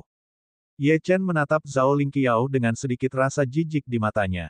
Zhao Lingqiao juga sombong, tetapi tidak seperti kesombongan Ye Chen. Ye Chen sombong tetapi tidak akan dengan santai menghina atau meremehkan orang lain. Rasa hormatnya terhadap seseorang dibangun atas karakter orang tersebut, bukan atas kekuatan pihak lain. Misalnya, dia bersedia mendukung Lu Xuan justru karena karakter Lu Xuan. Benua Lingu sangat kejam dan yang kuat dihormati. Ye Chen juga percaya pada hukum kekuatan di atas segalanya. Namun, itu adalah persyaratan bagi dirinya sendiri. Dia mengejar kekuatan yang lebih besar untuk mencapai tujuannya dan melindungi orang-orang yang dia sayangi, bukan untuk menindas yang lemah. Ye Chen tidak tahan dengan Zhao Lingqiao. Di langit, Ouyang Jue sedikit mengernyit karena kata-kata Zhao Lingqiao. Meskipun Zhao Lingqiao tidak lahir di benua Lingu, dia memiliki sejarah dengan Sekte Langit Roh. Garis keturunan Zhao Lingqiao berasal dari keluarga nomor 1 di Sekte Langit Roh, keluarga Zhao. Ayah Zhao Lingqiao adalah murid sejati Sekte Langit Roh. Selama ujian sekte, kultivasinya turun tajam karena kecelakaan dan dia jatuh ke bidang bela diri tingkat rendah. Namun, alasan mengapa Sekte Langit Roh sangat menghargai Zhao Lingqiao adalah karena bakatnya. Zhao Lingqiao memiliki tubuh khusus yang disebut tubuh Dao Cakrawala spiritual. Saat itu, pendiri Sekte Langit Roh, Master Lingqiao, mengandalkan tubuh khusus ini untuk mendominasi benua Lingu. Oleh karena itu, wajar saja jika sekte tersebut memperlakukan Zhao Lingqiao sebagai harta karun. Mungkin Zhao Lingqiao adalah Master Lingqiao berikutnya. Meskipun Zhao Lingqiao lahir di alam bela diri tingkat rendah, ia telah memperoleh warisan terbaik dari benua Lingu. Berkat bakatnya yang mengerikan, ia tentu saja belum pernah bertemu lawan yang sebanding. Oleh karena itu, yang paling ia benci adalah jenis sampah yang tidak memiliki kekuatan, tetapi sombong dan bodoh. Apakah mereka tidak tahu bahwa yang lemah harus menelan amarah mereka dan menerima nasib mereka? Menjadi sombong adalah hak istimewa yang kuat. Bagaimana mungkin sampah ini menjadi sombong? Itu menghina. Zhao Lingqiao menatap Ye Chen. Dia ingin melihat Ye Chen mundur. Dia ingin memberitahu Ye Chen bahwa tidak semua orang bisa bersikap sombong. Paling tidak, Ye Chen tidak layak. Dia pikir Ye Chen akan takut dan menundukkan kepalanya setelah mendengar kata-katanya. Namun, yang dia lihat malah Ye Chen mengabaikannya sepenuhnya. Ini membuatnya semakin marah. Kamu tidak punya apa-apa untuk dikatakan sebagai tanggapan. Zhao Lingqiao bertanya dengan dingin. Aku tidak punya apa-apa untuk dikatakan kepadamu. Ye Chen melirik Wu Yu, yang masih bergerak maju, dan menjawab dengan santai, ada pepatah di kampung halamanku yang mengatakan, bagaimana seekor burung pipit bisa mengetahui ambisi seekor angsa. Dengan penglihatanmu yang terbatas, kamu tidak dapat mengukur kemampuanku. Tidak peduli seberapa banyak aku memberitahumu, itu tidak berguna. Bahkan Wang Yifei terkejut dengan ini. Ye Chen terlalu sombong. Beraninya dia berbicara kepada Zhao Lingqiao seperti ini, mengejeknya karena tidak memenuhi syarat untuk berbicara dengannya. Namun, banyak orang lain memandang Ye Chen dengan kagum. Ye Chen telah melakukan apa yang ingin mereka lakukan tetapi tidak berani melakukannya. Bagus, sangat bagus. Namun, orang harus tahu batas mereka sendiri. Kalau tidak, hasil mereka akan sangat tragis. Aura Zhao Lingqiao melonjak. Dia benar-benar akan mengambil tindakan meskipun ada persaingan. Turnamen kenaikan abadi diselenggarakan oleh Paviliun Kenaikan Abadi, dan di belakangnya ada tokoh-tokoh dari berbagai kekuatan besar. Menyerang tanpa izin mereka tidak diragukan lagi tidak menghormati paviliun kenaikan abadi dan berbagai kekuatan besar. Namun, dia sama sekali tidak peduli tentang ini. Zhao Lingqiao biasanya lembut dan sopan di depan orang lain, tetapi kesopanannya hanya diperuntukkan bagi yang kuat. Bagi yang lemah, yang dia berikan hanyalah kekerasan. Mata Ye Chen menyipit dan ekspresinya serius. Meskipun dia meremehkan karakter Zhao Lingqiao, dia tidak dapat menyangkal bahwa Zhao Lingqiao sangat kuat. Dari tubuh Zhao Lingqiao, aura agung dan kuno melonjak seperti gelombang mengerikan. Itu adalah kekuatan tubuh Dao Firmamen spiritual. Ye Chen, di sisi lain, memiliki pedang emas merah di tangannya. Ada kepala harimau di gagangnya. Pedang itu disebut pedang terbang ganas, dan itu berasal dari tas penyimpanan Xiaolang. Pedang itu cocok untuknya menggunakan tebasan pedang tunggal emas. Energi iblis dan darah melonjak di sekitar tubuh Ye Chen, seperti naga yang melingkari seluruh tubuhnya. Aura yang tidak lebih lemah dari Zhao Lingqiao membubung ke langit. Namun, ketika mereka siap menyerang, teriakan keras bergema dari langit di atas. Kalian berdua bocah nakal, cukup. Ledakan. Tubuh Zhao Lingqiao dan Ye Chen bergoyang karena kekuatan teriakan itu. Aura mereka tersapu, dan mereka mendongak dengan wajah pucat. Seorang lelaki tua berambut putih yang bermartabat dengan penampilan seperti orang bijak menatap ke bawah ke arah mereka berdua. Itu adalah Ouyang Jue. Ini adalah kompetisi kenaikan abadi, bukan tempat bagimu untuk main-main. Ketika Zhao Lingqiao melihat lelaki tua itu, ekspresinya sedikit berubah. Dia buru-buru membungkuk dan berkata, murid ini sadar akan kesalahannya. Guru, tolong hukum aku. Sepertinya kau akhirnya ingat bahwa aku ada di sini. Ouyang Jue melotot ke arah Zhao Lingqiao dengan ketidakpuasan, tetapi masih ada sedikit kelembutan di matanya. Zhao Lingqiao memang hebat dalam segala hal, tetapi temperamennya perlu dipoles. Kalau tidak, ia akan menderita kerugian besar di masa depan. Mata Zhao Lingqiao dipenuhi dengan kepanikan. Ia berlutut dan berkata, aku hanya impulsif. Aku tidak bermaksud untuk tidak menghormatimu, guru. Aku bersedia menerima hukumanku. Ouyang Jue terdiam beberapa saat sebelum berkata, yang kuat harus memiliki pengendalian diri yang kuat. Zhao Lingqiao, aku akan menghukummu. Mulai hari ini dan seterusnya, selama 100 hari ke depan, kecuali dalam situasi hidup dan mati, kau tidak boleh bertarung dengan siapapun. Tatapan mata Zhao Lingqiao bergetar. Dia tidak boleh bertarung. Mungkinkah ia tidak bisa membalas bahkan jika ia dipermalukan? Itu lebih buruk daripada kematian. Namun, dia tetap menjawab, ya, Tuan. Ya, Ouyang Jue mengangguk dan menoleh ke Ye Chen. Ye Chen membalas tatapannya dengan tenang, tetapi tidak mundur. Dia tidak merasa telah melakukan kesalahan, jadi mengapa dia harus mundur? Ouyang Jue menatapnya sejenak dan berkata perlahan, nak, ini untukmu. Anggap saja ini sebagai ganti rugi atas kekasaran Lingqiao. Ouyang Jue melambaikan tangannya dan sebuah botol giok kecil mendarat di tangan Ye Chen. Ye Chen tercengang. Dia mengira bahwa lelaki tua ini akan membela Zhao Lingqiao dan tidak menyangka akan mendapatkan hasil seperti itu. Sementara itu, Zhao Lingqiao menatap Ouyang Jue dengan kaget. Tuannya seperti dewa di dalam hatinya, tetapi dia malah meminta maaf kepada Ye Chen demi dirinya. Ye Chen tercengang. Ia mengira lelaki tua ini akan membela Zhao Lingqiao dan tidak menyangka akan mendapat hasil seperti itu. Sementara itu, Zhao Lingqiao menatap Ouyang Jue dengan kaget. Gurunya bagaikan dewa di dalam hatinya, namun ia malah meminta maaf kepada Ye Chen demi dirinya. Ye Chen tercengang. Ia mengira lelaki tua ini akan membela Zhao Lingqiao dan tidak menyangka akan mendapat hasil seperti itu. Sementara itu, Zhao Lingqiao menatap Ouyang Jue dengan kaget. Gurunya bagaikan dewa di dalam hatinya, namun ia malah meminta maaf kepada Ye Chen demi dirinya. Tanda seru. Bab 1599, Seorang Jenius Sejati. Meskipun Ouyang Jue tidak mengatakan apa-apa, tindakannya tidak berbeda dengan meminta maaf kepada Ye Chen, tetapi meminta maaf kepada seorang kultivator alam Raja Surgawi yang tidak berguna. Jika itu dia lebih suka bertarung sampai mati daripada melakukan ini.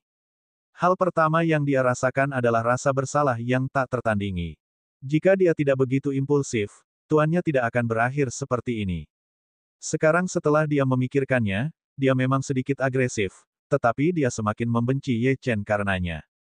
Jika Ye Chen tidak melontarkan begitu banyak omong kosong, tidak akan ada begitu banyak masalah. Zhao Lingqiao melotot ke arah Ye Chen dengan mata merah, seolah-olah dia ingin memotongnya menjadi beberapa bagian dengan tatapannya. Ye Chen sama sekali tidak keberatan. Dia melihat botol kecil di tangannya dan dengan penasaran membuka tutupnya. Aroma obat yang kuat menyerbu hidungnya. Pil pemurni darah. Nak, keberuntunganmu cukup bagus. Suara Xiao Yao bergema di benak Ye Chen. Apa itu pil pemurnian darah? Tanya Ye Chen. Pil bermutu tinggi. Namun, nilainya jauh lebih dari itu. Pil pemurnian darah ini dapat membantu pengguna memurnikan sumsum tulang mereka. Orang tua itu memiliki penglihatan yang bagus. Dia dapat merasakan bahwa ada jejak garis keturunan yang kuat di tubuhmu, tetapi belum dimurnikan ke dalam sumsum tulang. Tidak dimurnikan ke dalam sumsum tulang. Aku menggunakan teknik reinkarnasi iblis surgawi untuk memurnikannya dan cukup berhasil, kan? Bagaimana bisa begitu mudah memurnikan esensi darah ke dalam sumsum tulang? Penguasaanmu terhadap teknik reinkarnasi iblis surgawi baru mencapai tingkat pemula. Bahkan jika itu hanya setetes esensi darah binatang purba, kamu hampir tidak dapat memurnikannya. Namun, meskipun kamu telah berhasil memurnikannya, akan butuh waktu lama sebelum memasuki sumsum tulang. Namun, keberuntunganmu memang menantang surga. Sekarang setelah kamu memiliki pil pemurnian darah ini dan jalur kenaikan abadi, aku dapat membantumu memurnikan esensi darah ke dalam sumsum tulang. Pada saat yang sama, Ouyang Jue telah kembali ke langit. Dia menatap Ye Chen, yang tampak linglung, dan berkata dengan lembut, "Nak, Ling Qiao seharusnya membencimu sampai ke akar-akarnya sekarang. Jangan mengecewakanku, sebenarnya, Ouyang Jue memiliki rencananya sendiri untuk memberikan pil pemurnian darah kepada Ye Chen. Pertama-tama, Ye Chen mungkin bergabung dengan Sekte Surga Roh dan menjadi sesama murid dengan Zhao Lingqiao. Dia tidak ingin mereka berdua memiliki hubungan yang buruk. Oleh karena itu, dia pertama-tama bergerak untuk menghilangkan kebencian Ye Chen. Kedua, meskipun Zhao Lingqiao akan membenci Ye Chen, dia memahami temperamen Zhao Lingqiao.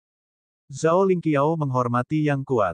Selama Ye Chen dapat tampil baik dalam kompetisi kenaikan abadi, Zhao Lingqiao tidak hanya akan dapat melepaskan kebenciannya terhadap Ye Chen tetapi juga merenungkan dirinya sendiri dan melunakkan karakternya. Bagi Zhao Lingqiao, manfaat dari melakukan hal itu sangat besar. Itu jauh dari apa yang dapat dibandingkan dengan sebotol pil pemurnian darah. Namun, semuanya tergantung pada kinerja Ye Chen. Ye Chen hendak bertanya apa hubungan antara memurnikan saripati darah menjadi sumsum tulang dan jalan kenaikan abadi ketika tiba-tiba, gelombang suara besar meletus di arena. Dia memfokuskan pandangannya pada jalan kenaikan abadi dan melihat sosok wanita muncul di tanda 899 meter.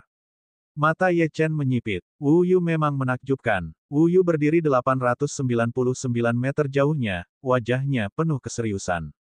Tidak ada lagi tanda-tanda relaksasi di wajahnya. Di sekelilingnya, naga iblis berwarna merah darah menggeliat tanpa henti. Setiap gerakan naga iblis memancarkan kekuatan tak berujung, merobek ruang di depannya hingga terpisah. Wu Yu mengangkat kakinya dan melangkah maju, mencoba mencapai tanda 900 meter. Naga iblis mengikuti gerakan Wu Yu dan menerkam ke depan.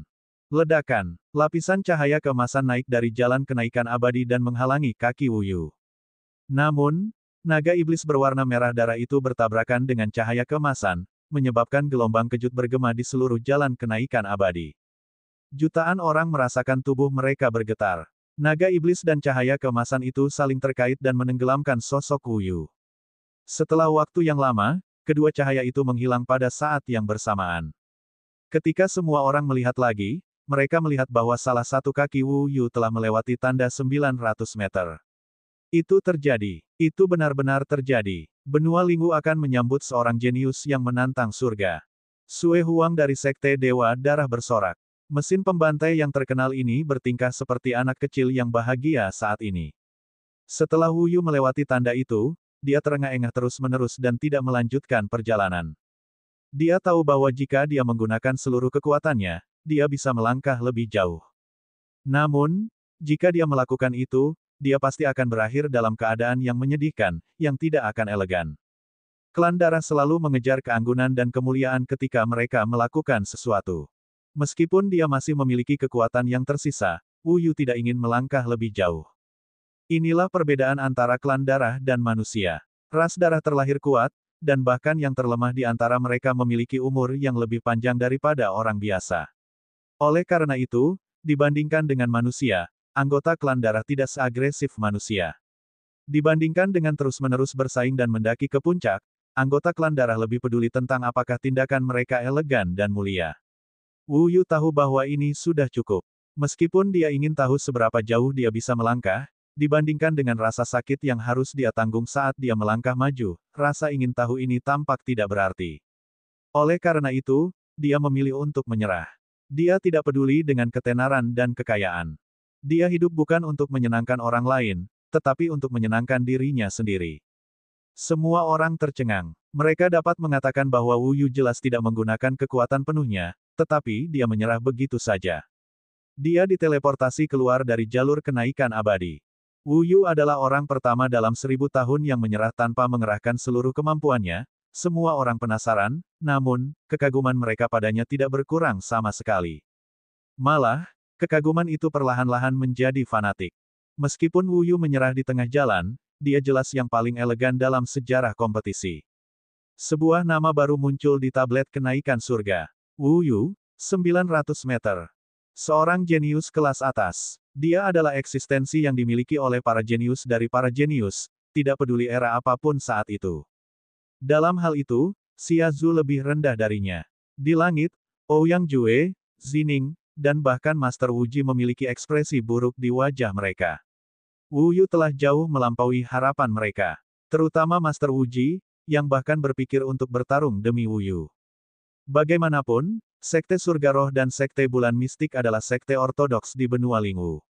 Klan darah adalah ras asing, dan tidak cocok untuk menerima warisan mereka. Namun, warisan kultus iblis surgawi berbeda, dan sangat cocok untuk anggota klan darah. Ekspresi Sue Huang sangat kontras dengan mereka. Wajahnya yang pucat menjadi merah karena terlalu bersemangat. Dia sengaja menghampiri Ouyang Jue dan tertawa keras untuk pamer. Ouyang Jue hanya bisa menoleh dan berpura-pura melihat pemandangan. Dalam hatinya, dia tidak lagi begitu percaya diri pada Zhao Lingqiao. Ye Chen menatap sosok Wu Yu dengan heran di matanya. Garis keturunan orang ini memang luar biasa. Bahkan Xiao Yao pun setuju.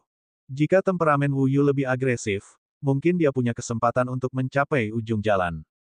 Aku ingin tahu bagaimana aku akan menandingi garis keturunan Wu Yu setelah aku mendapatkan tablet reinkarnasi dan mengaktifkan sebagian dari garis keturunan reinkarnasi. Kelompok ke-8 hendak naik panggung ketika Wang Yifei berjalan mendekati Ye Chen dan menatap matanya. Tiba-tiba, dia tersenyum dan berkata, Ye Chen, aku akan menunjukkan kepadamu perbedaan di antara kita. Kamu sangat sombong dan angkuh, sampai-sampai aku berpikir ada yang salah dengan otakmu. Meskipun aku suka sikapmu, aku akan membuatmu menundukkan kepala. Wajah pucatnya memerah karena terlalu bersemangat. Dia sengaja menghampiri Ouyang Jue dan tertawa keras untuk pamer. Ouyang Jue hanya bisa menoleh dan berpura-pura melihat pemandangan. Dalam hatinya, dia tidak lagi begitu percaya diri pada Zhao Lingqiao. Ye Chen menatap sosok Wu Yu dengan heran di matanya. Garis keturunan orang ini memang luar biasa. Bahkan Xiao Yao pun setuju. Jika temperamen Wu Yu lebih agresif, mungkin dia punya kesempatan untuk mencapai akhir jalan. Aku ingin tahu bagaimana aku akan menandingi garis keturunan Wu Yu setelah aku mendapatkan tablet reinkarnasi dan mengaktifkan sebagian dari garis keturunan reinkarnasi. Kelompok ke-8 hendak naik panggung ketika Wang Yifei berjalan mendekati Ye Chen dan menatap matanya. Tiba-tiba, dia tersenyum dan berkata, Ye Chen, aku akan menunjukkan kepadamu perbedaan di antara kita. Kamu sangat sombong dan angkuh, sampai-sampai aku berpikir ada yang salah dengan otakmu. Meskipun aku menyukai sikapmu, aku akan membuatmu menundukkan kepala. Wajah pucatnya memerah karena terlalu bersemangat. Dia sengaja menghampiri Ouyang Jue dan tertawa keras untuk pamer. Ouyang Jue hanya bisa menoleh dan berpura-pura melihat pemandangan. Dalam hatinya, dia tidak lagi begitu percaya diri pada Zhao Lingqiao. Ye Chen menatap sosok Wu Yu dengan heran di matanya. Garis keturunan orang ini memang luar biasa. Bahkan Xiao Yao pun setuju. Jika temperamen Wu Yu lebih agresif, mungkin dia punya kesempatan untuk mencapai akhir jalan.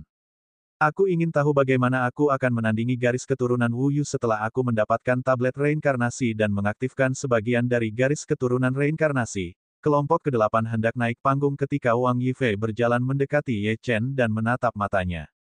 Tiba-tiba, dia tersenyum dan berkata, Ye Chen, aku akan menunjukkan kepadamu perbedaan di antara kita.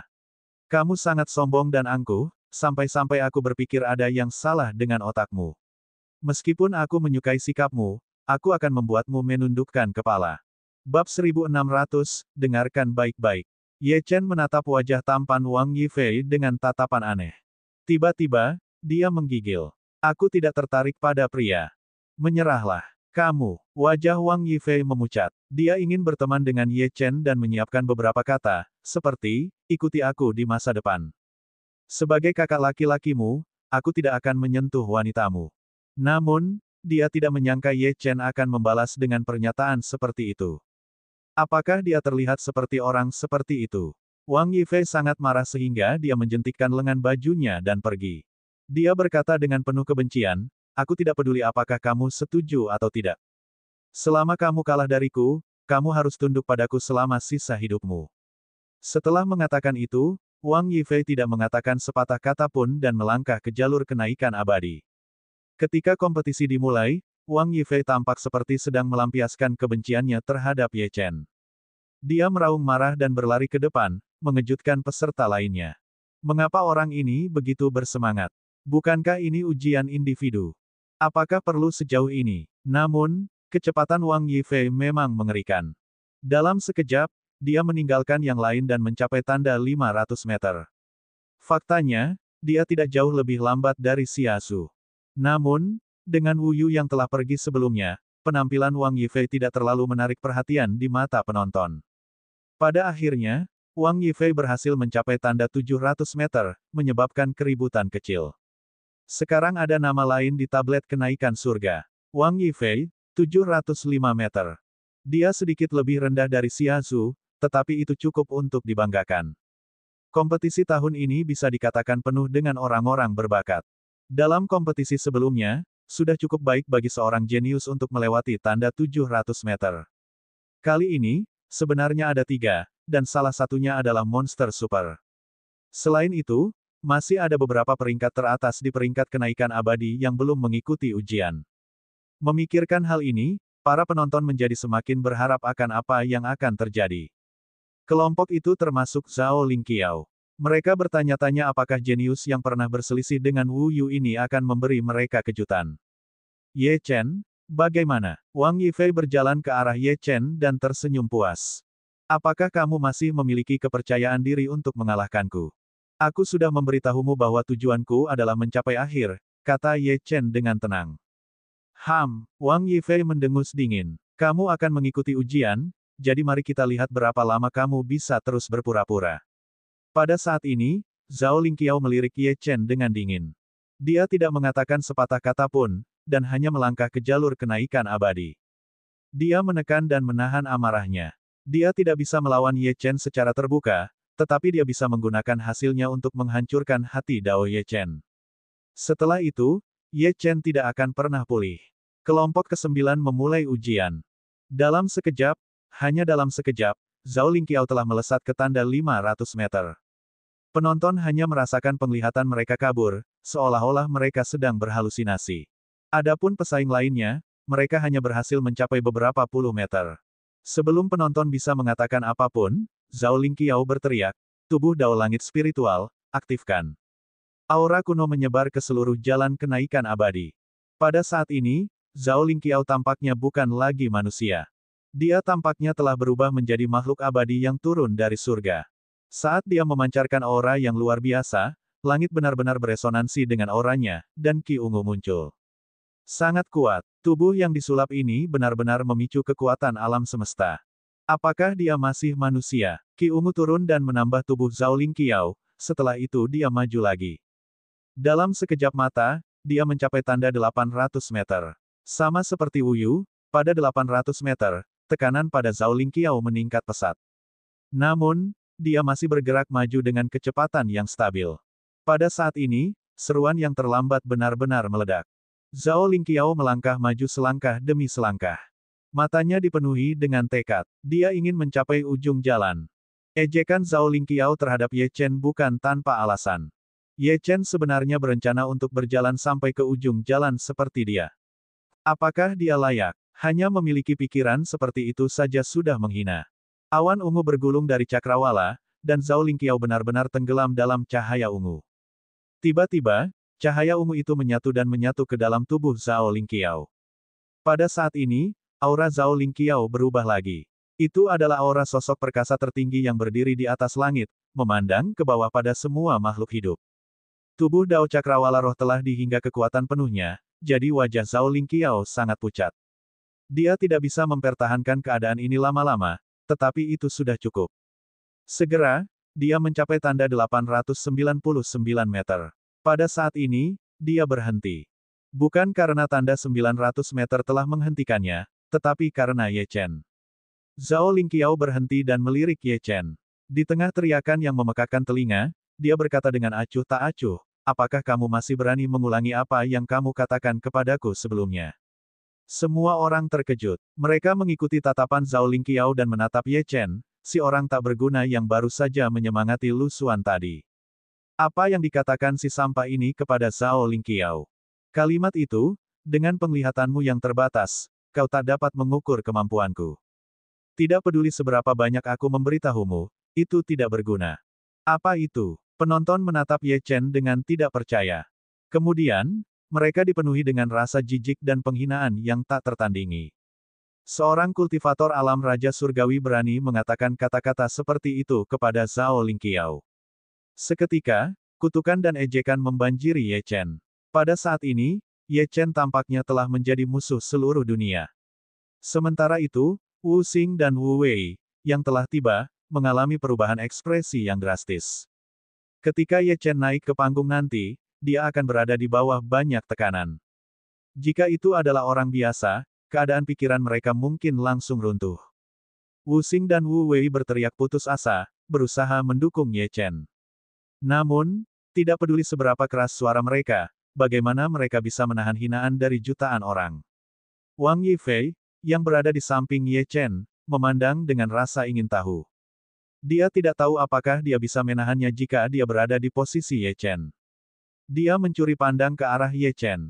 Meskipun dia telah mempertaruhkan nyawanya dengan Ye Chen, dia sangat bangga. Jika dia ingin menang, dia harus menang dengan adil. Karena itu, dia tidak ingin memprovokasi Ye Chen seperti ini. Namun, yang mengejutkan Wang Yifei, Ye Chen sangat tenang. Ye Chen menarik napas dalam-dalam dan melangkah maju. Energi iblis dan darah yang tak berujung mengelilingi tubuhnya saat 6 dao-nya melesat ke langit. Setiap dari 6 dao ini dianggap sebagai keberadaan yang sangat langka di dunia. Saat 6 dao dilepaskan, batu hitam di saku Ye Chen melepaskan cahaya yang menakutkan, menyembunyikan 6 dao dari pandangan. Ye Chen sama sekali tidak menyadari hal ini, dan hanya membuka mulutnya dan mengeluarkan raungan. Seolah-olah seekor harimau ganas muncul entah dari mana. Raungan. Raungan itu menyapu seluruh arena. Tidak ada yang bisa mendengar kutukan lagi. Mereka benar-benar tenggelam oleh auman harimau itu. Penonton menutup telinga mereka satu demi satu. Auman harimau ini terlalu mengejutkan dan sombong. Bagaimanapun, kekuatan ini berasal dari esensi darah binatang iblis kuno. Diam. Setelah auman harimau itu, suasana menjadi sunyi, dan di tengah keheningan, Ye Chen akhirnya berbicara. Di dunia ini, tidak akan pernah ada kekurangan orang-orang vulgar yang memandang rendah orang lain. Burung pipit ada di mana-mana, dan jumlahnya tidak terhitung. Mereka berisik, tetapi tidak peduli seberapa banyak mereka menangis, mereka tidak bisa terbang ke langit. Ada sejenis burung yang disebut kunpeng. Ia melebarkan sayapnya dan menghabiskan seluruh hidupnya terbang di awan. Tidak peduli seberapa keras burung pipit ini berteriak, tangisan mereka tidak akan pernah sampai ke telinga kunpeng. Aku tidak menargetkanmu, Zhao Lingqiao, tetapi kamu, seperti kebanyakan orang di sini, hanyalah burung yang berisik. Kamu tidak dapat memahami kemampuanku karena cakrawalamu terlalu sempit. Aku akan mengatakannya lagi sekarang, jadi dengarkan baik-baik. Dengan penglihatanmu yang terbatas, kamu tidak dapat mengukur kemampuanku. Tidak peduli seberapa banyak aku memberitahumu, itu tidak berguna. Batu hitam di saku Ye Chen mengeluarkan cahaya yang menakutkan, menyembunyikan 6 dao dari pandangan. Ye Chen sama sekali tidak menyadari hal ini, dan hanya membuka mulutnya dan mengeluarkan raungan. Seolah-olah seekor harimau ganas muncul entah dari mana. Raungan. Raungan itu menyapu seluruh arena. Tidak ada yang bisa mendengar kutukan lagi. Mereka benar-benar tenggelam oleh auman harimau itu. Penonton menutup telinga mereka satu demi satu. Raungan harimau ini terlalu mengejutkan dan sombong. Bagaimanapun, kekuatan ini berasal dari esensi darah binatang iblis kuno. Diam. Setelah auman harimau itu, suasana menjadi sunyi, dan di tengah keheningan, Ye Chen akhirnya berbicara. Di dunia ini, tidak akan pernah ada kekurangan orang-orang vulgar yang memandang rendah orang lain. Burung pipit ada di mana-mana, dan jumlahnya tidak terhitung. Mereka berisik, tetapi tidak peduli seberapa banyak mereka menangis, mereka tidak dapat terbang ke langit. Ada sejenis burung yang disebut kunpeng. Ia melebarkan sayapnya dan menghabiskan seluruh hidupnya terbang di awan. Betapapun kerasnya burung pipit ini berteriak, teriakan mereka tidak akan pernah sampai ke telinga kunpeng. Aku tidak menargetkanmu, Zhao Lingqiao, tetapi kamu, dan juga kebanyakan orang di sini, hanyalah burung yang berisik. Kamu tidak dapat memahami kemampuanku karena cakrawalamu terlalu sempit. Aku akan mengatakannya lagi sekarang, jadi dengarkan baik-baik. Dengan penglihatanmu yang terbatas, kamu tidak dapat mengukur kemampuanku. Tidak peduli seberapa banyak aku memberitahumu, itu tidak berguna. Batu hitam di saku Ye Chen mengeluarkan cahaya yang menakutkan, menyembunyikan 6 dao dari pandangan. Ye Chen sama sekali tidak menyadari hal ini, dan hanya membuka mulutnya dan mengeluarkan raungan. Seolah-olah seekor harimau ganas muncul entah dari mana. Raungan. Raungan itu menyapu seluruh arena. Tidak ada yang bisa mendengar kutukan lagi. Mereka benar-benar tenggelam oleh auman harimau itu. Penonton menutup telinga mereka satu demi satu. Raungan harimau ini terlalu mengejutkan dan sombong. Bagaimanapun, kekuatan ini berasal dari esensi darah binatang iblis kuno. Diam. Setelah auman harimau itu, suasana menjadi sunyi, dan di tengah keheningan, Ye Chen akhirnya berbicara. Di dunia ini, tidak akan pernah ada kekurangan orang-orang vulgar yang memandang rendah orang lain. Burung pipit ada di mana-mana, dan jumlahnya tidak terhitung. Mereka berisik, tetapi tidak peduli seberapa banyak mereka menangis, mereka tidak dapat terbang ke langit. Ada sejenis burung yang disebut kunpeng. Ia melebarkan sayapnya dan menghabiskan seluruh hidupnya terbang di awan. Betapapun kerasnya burung pipit ini berteriak, teriakan mereka tidak akan pernah sampai ke telinga kunpeng. Aku tidak menargetkanmu, Zhao Lingqiao, tetapi kamu, dan juga kebanyakan orang di sini, hanyalah burung yang berisik. Kamu tidak dapat memahami kemampuanku karena cakrawalamu terlalu sempit. Aku akan mengatakannya lagi sekarang, jadi dengarkan baik-baik. Dengan penglihatanmu yang terbatas, kamu tidak dapat mengukur kemampuanku. Tidak peduli seberapa banyak aku memberitahumu, itu tidak berguna.